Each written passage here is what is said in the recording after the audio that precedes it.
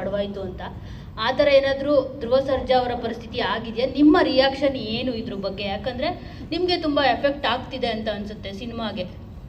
Madam, ಗಂಡ ಹೆಂಡತಿ ಜಗಳದ ಮಧ್ಯೆಯಲ್ಲಿ ಕೂಸು ಬಡವ ಆಗ್ತಾರೆ ಅಂತ ಏನೋ ಹೇಳಿದಿರಲ್ಲ, ಹಂಗೆಲ್ಲ ಏನೋ ಆಗಿಲ್ಲ. ಕೂಸನ್ನ ಇಬ್ಬರೂ ಹೆಗ್ಲ ಮೇಲೆ ಹೊತ್ಕೊಂಡೇ ಮೆರೆಸ್ತಾ ಇದ್ದಾರೆ ಮೇಡಮ್. 5ನೇ ತಾರೀಕು ನಿಮಗೆ ಗೊತ್ತಾಗುತ್ತೆ.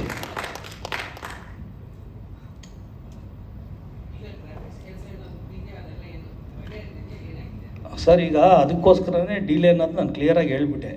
ಡಿಸೆಂಬರ್ ತಿಂಗಳಲ್ಲಿ ಅವರು ಹೊರಟೋಗ್ತಾರೆ. ಡಿಸೆಂಬರಿಂದ ನಮ್ಮದು ಮಾರ್ಚಲ್ಲಿ ರಿಲೀಸ್ ಇರುತ್ತೆ. ಮಾರ್ಚಲ್ಲಿ ಮಾಡಬೇಕು ಅಂತ ಅಂದ್ಕೊಂಡಿರ್ತೀವಿ, ಅವರು ನಮಗೆ ಡೆಲಿವರ್ ಮಾಡಲ್ಲ. ಹಂಗಾಗಿ ನನಗೆ ಬೇರೆ ಕಂಪ್ನಿಗಳು ಇವಾಗ 16 ಕಂಪ್ನಿ ಕೆಲಸ ಮಾಡ್ತಾಯಿದೆ, ಆಯಿತಾ. ಅದರಿಂದ ನಮ್ಮ ರಿಲೀಸ್ ಡೇಟ್ ಅಕ್ಟೋಬರ್ಗೆ ಹಾಕ್ಕೊಂಡಿದ್ದು. ಇದು ಕ್ಲಾರಿಟಿ. ನಮ್ಮ ರಿಲೀಸ್ ಡೇಟ್ಗೆ ಬರ್ತೀವಿ.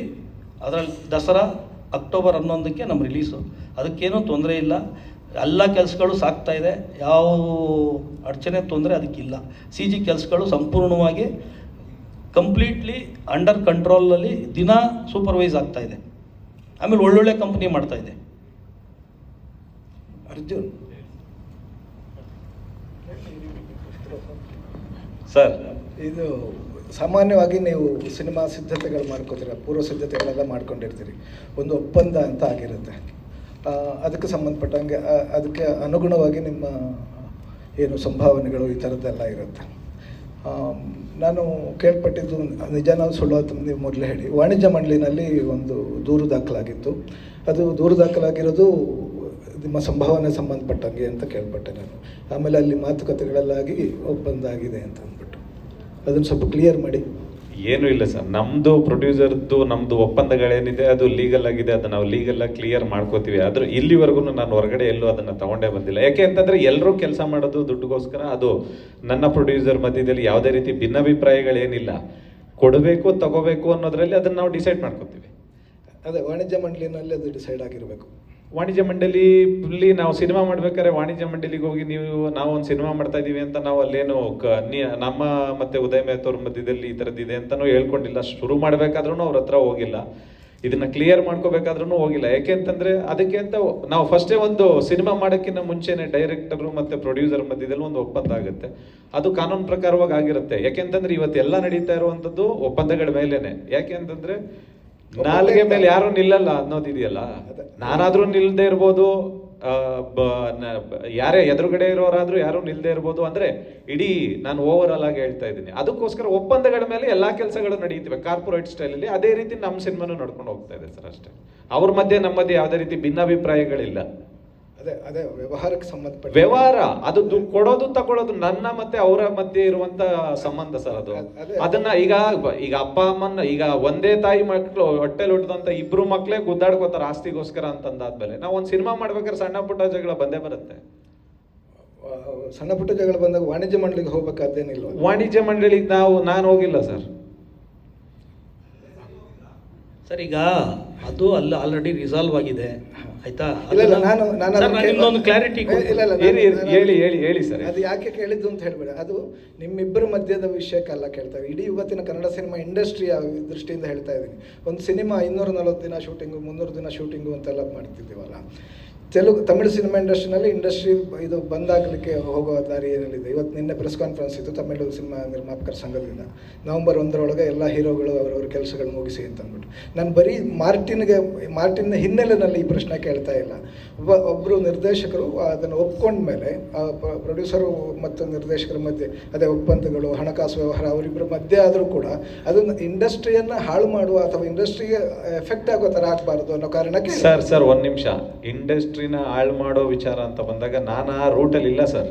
ಯಾಕೆ ಅಂತಂದ್ರೆ ನಾನು ಬಂದದ್ದು ದಿನದಿಂದನೂ ಇಂಡಸ್ಟ್ರಿಗೆ ಹೊಸಬ್ರನ್ನ ತಗೊಂಬಂದೇ ಸಿನಿಮಾ ಮಾಡಿದ್ದೀನಿ. ಸ್ಟಾರ್ಗಳನ್ನ ಇಟ್ಕೊಂಡು ನಾನು ಸಿನಿಮಾ ಮಾಡಿದ್ದು ತುಂಬ ಕಡಿಮೆ ಸರ್. ಒಬ್ರದ್ದು ದರ್ಶನ್ ಸರ್ ಒಬ್ರದ್ದು ಬಿಟ್ಟರೆ, ಐರಾವತ ಅನ್ನೋದು ಬಿಟ್ಟರೆ, ಅಂಬಾರಿ ಸಿನಿಮಾ ಹೊಸ ಹುಡುಗನ ಕರ್ಕೊಂಬಂಡು ಸಿನಿಮಾ ಮಾಡಿದೆ. ಮತ್ತು ಅದಾದಮೇಲೆ ಅದ್ದೂರಿ, ಧ್ರುವಂದು ಮೊದಲನೇ ಸಿನಿಮಾ ಅವ್ರನ್ನ ಕರ್ಕೊಂಬಂಡು ಸಿನಿಮಾ ಮಾಡಿದ್ದೀನಿ.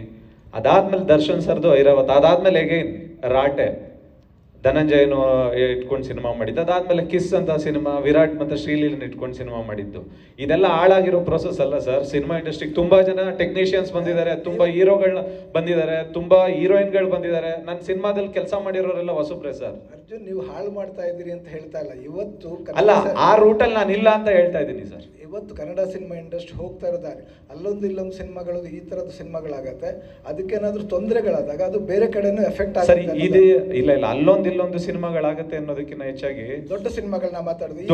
ದೊಡ್ಡ ಸಿನಿಮಾಗಳಂತ ಬಂದಾಗ ಪ್ರಾಬ್ಲಮ್ಗಳು ಬರಲ್ಲ ಸರ್. ಸಣ್ಣ ಸಿನಿಮಾಗಳಂತ ಬಂದಾಗ ಪ್ರಾಬ್ಲಮ್ಗಳು ಬರುತ್ತೆ. ಯಾಕೆ ಅಂದ್ರೆ ಹೊಸಬ್ರು, ಮತ್ತೆ ಅದಕ್ಕೆ ಪ್ರಚಾರದ ಲೋಪಗಳಿರ್ಬೋದು, ಪ್ರಚಾರಕ್ಕೆ ಯಾರು ಸ್ಪಂದಿಸದೇ ಇರ್ಬೋದು, ಹೊಸ ಸಿನಿಮಾಗಳಿಗೆ ಯಾರೋ ಫೈನಾನ್ಸ್ ಕೊಡದೇ ಇರ್ಬೋದು. ಈ ಥರದ್ದಾದಾಗ ಹೊಸ ಸಿನಿಮಾಗಳನ್ನ ತಂದು ಕನ್ನಡ ಇಂಡಸ್ಟ್ರಿನ ಉಳಿಸುವಂಥ ಕಷ್ಟಗಳು ತುಂಬಾನೇ ಇದೆ. ಇವತ್ತಿಗೆಲ್ಲ ಗೆಲ್ತಾ ಇರುವಂಥ ಸಿನಿಮಾಗಳು ಸ್ಟಾರ್ ಸಿನಿಮಾಗಳು ಬಿಟ್ಟರೆ ಹೊಸಬ್ರ ಸಿನಿಮಾಗಳಿಗೆ ಥಿಯೇಟ್ರ್ಗಳು ಸಿಗ್ತಾ ಇಲ್ಲ. ಥಿಯೇಟ್ರ್ಗಳಲ್ಲಿ ಬಾಡಿಗೆ ಜಾಸ್ತಿ ಇದೆ. ಅವ್ರಿಗೆ ಅದಕ್ಕೆ ಸಿನಿಮಾ ಮುಗಿಸುವಷ್ಟರಲ್ಲಿ ಪ್ರಮೋಷನ್ ಮಾಡೋಕ್ಕೂ ಕಷ್ಟ ಆಗಿರುತ್ತೆ. ಅವ್ರ ಹತ್ರ ದುಡ್ಡಿರಲ್ಲ. ಈ ನಿಟ್ಟಿನಲ್ಲಿ ಸಿನಿಮಾ ಸೋಲ್ತಾ ಇದ್ದಾವೆ ಹೊರತು ಸಿನಿಮಾ ಬೇರೆ ಯಾವುದೇ ಒಂದು ದೃಷ್ಟಿಲಿ ಸಿನಿಮಾ ಸೋಲ್ತಾ ಇಲ್ಲ ಸರ್. ನಿಮಗೆ ಸ್ಟಾರ್ ಸಿನಿಮಾ ಈಗ ಲಾಸ್ಟ್ ಸಿನಿಮಾ ಇವ್ರು ದರ್ಶನ್ ಸರ್ದು ಕಾಟೇರ ಸಿನಿಮಾ ಬಂದು ಗೆದ್ದಿದೆಯಲ್ಲ ಸರ್. ಅಂದರೆ ದೊಡ್ಡ ಸಿನಿಮಾಗಳು ಬಂದಾಗ ಎಲ್ಲ ಗೆಲ್ತಾನೆ ಬರ್ತಾ ಇದ್ದಾವೆ. ಹೊಸ ಸಿನಿಮಾಗಳಷ್ಟೇ ನೋವು ಮತ್ತೆ ಕಷ್ಟಗಳನ್ನ ಅನುಭವಿಸ್ತಾ ಇರುವಂಥದ್ದು. ಯಾಕೆ ಅಂತಂದ್ರೆ ಕೆಲವೊಂದು ಥಿಯೇಟರ್ಗಳಿಗೆ ಜನನೇ ಬರ್ತಾ ಇಲ್ಲ. ಯಾಕೆಂದ್ರೆ ಹೊಸ ಹುಡುಗರುಗಳು ಸಿನಿಮಾ ಮಾಡ್ತಾ ಇದ್ದಾರೆ ಅಂತ. ಹೊಸ ಹುಡುಗರುಗಳು ಸಿನಿಮಾ ಮಾಡ್ತಾ ಇದ್ದಾರೆ ಅಂತಂದಾಗ ಅದಕ್ಕೆ ಪ್ರಚಾರದ ಅಭಾವನೂ ಇರ್ಬೋದು. ಅಷ್ಟರಲ್ಲಿ ಏನೋ ಈ ಸಿನಿಮಾ ಚೆನ್ನಾಗಿದೆ ಅನ್ನೋ ಅಷ್ಟರಲ್ಲಿ ಒಂದು ವಾರ ಮಲ್ಟಿಪ್ಲೆಕ್ಸಲ್ಲೆಲ್ಲ ತೆಗೆದೇ ಹಾಕ್ಬಿಡ್ತಾರೆ. ಯಾಕೆ ಅಂತಂದ್ರೆ ಅವ್ರಿಗೆ ಥಿಯೇಟರ್ ತುಂಬಬೇಕು. ಅಂತ ಮಧ್ಯದಲ್ಲಿ ಸಿಂಗಲ್ ಸ್ಕ್ರೀನವರೇ ಬದುಕಿಸ್ತಾ ಇರೋದು ಹೊಸ ಇದ್ರ ಸಿನಿಮಾಗಳನ್ನ ಅನ್ನೋದು ಬಿಟ್ರೆ ಈ ರೀತಿ ಸಾಯ್ತಾ ಇದಾವೆ. ಇನ್ಯಾವ ರೀತಿನೂ ಸಾಯ್ತಾ ಇಲ್ಲ ಸರ್. ಎಲ್ಲರೂ, ಪ್ರತಿಯೊಬ್ಬ ಡೈರೆಕ್ಟರ್ ಆಗಲಿ, ಪ್ರತಿಯೊಬ್ಬ ನಿರ್ಮಾಪಕ ಆಗಲಿ, ಪ್ರತಿಯೊಬ್ಬ ಆರ್ಟಿಸ್ಟ್ ಆಗಲಿ, ಎಲ್ಲರೂ ನಮ್ಮ ಸಿನಿಮಾ ಚೆನ್ನಾಗಾಗ್ಬೇಕಂತಾನೆ ಸಿನಿಮಾ ಇಂಡಸ್ಟ್ರಿಗೆ ಬರೋದು. ಸಿನಿಮಾದಲ್ಲಿ ದುಡ್ಡು ಮಾಡಬೇಕು ಅಂತಾನೆ, ಸಿನಿಮಾದಲ್ಲಿ ಹೆಸರು ಮಾಡಬೇಕಂತಾನೆ ಬರೋದು. ಬಟ್ ಯಾರು ಉದ್ದೇಶನೋ ಈ ಸಿನಿಮಾನ ಹಾಳು ಮಾಡ್ಬೇಕನ್ನೋದು ಯಾರ್ದು ಇರಲ್ಲ ಸರ್.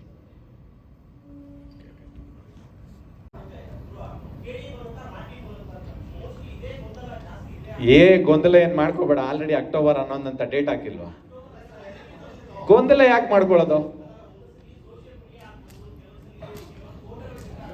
ಇಲ್ಲ ಫಸ್ಟ್ ಬ್ರೋ, ನಾವೆಲ್ಲರಿಗೂ ಗೊತ್ತಿರಂಗೆ ಅಕ್ಟೋಬರ್ ಆದಮೇಲೆ ಡಿಸೆಂಬರ್ ಬರೋದು. ಕರೆಕ್ಟ್. ಅಕ್ಟೋಬರಲ್ಲಿ ಮಾರ್ಟಿನ್ ರಿಲೀಸ್ ಆಗುತ್ತೆ, ಡಿಸೆಂಬರಲ್ಲಿ ಕೇಳಿ ರಿಲೀಸ್ ಆಗುತ್ತೆ. ಅಲ್ಲ, ಎರಡು ಕ್ಲೋಸ್ಡ್ ಕಾಲ್ ಇದೆಯಲ್ಲ ಸರ್, ಎರಡೂ ಹತ್ತತ್ರನೇ ಇದೆಯಲ್ಲ. ಒಂದು 2 months ಗ್ಯಾಪ್ ಇರೋದು. ಸೊ ಅವ್ರು ಮುಂಚೆನೇ ಪ್ರಮೋಷನ್ ಸ್ಟಾರ್ಟ್ ಮಾಡ್ತಾಯಿದ್ರೆ ಈಗ ಸ್ಟಾರ್ಟ್ ಮಾಡ್ತಾಯಿದ್ರೆ ಕೆ ಡಿ ಅವರು, ಮಾರ್ಟಿನ್ ಅವರು ಒಂಚೂರು ಅಗ್ರೆಸಿವ್ ಆಗ್ತಾಯಿದ್ದೀವಿ ಅಷ್ಟೇ. ಈಗ ಹತ್ತಿರ ಬಂತಾರ ರಿಲೀಸ್ಗೆ ಅಷ್ಟೇ. ಏನು ಕನ್ಫ್ಯೂಷನ್ಸ್ ಏನಿಲ್ಲ ಸರ್. ಸರ್, ಬಿಸ್ನೆಸ್ ಓಪನ್ ಆಗಿದೆಯಾ? ಲಾಸ್ಟ್ ಟೈಮ್ ಇನ್ನೂ ಆಗಿಲ್ಲ ಅಂತ, ಇನ್ನೂ ಓಪನ್ ಮಾಡಿಲ್ಲ ಅಂತ ಹೇಳಿದ್ರಿ. ಇವಾಗ ಹೆಂಗಿದೆ ಸರ್? ಅಲ್ಲ, 5ನೇ ತಾರೀಕು ಆಗಸ್ಟ್ ಕಾಯ್ತಾ ಇದ್ದೀನಿ.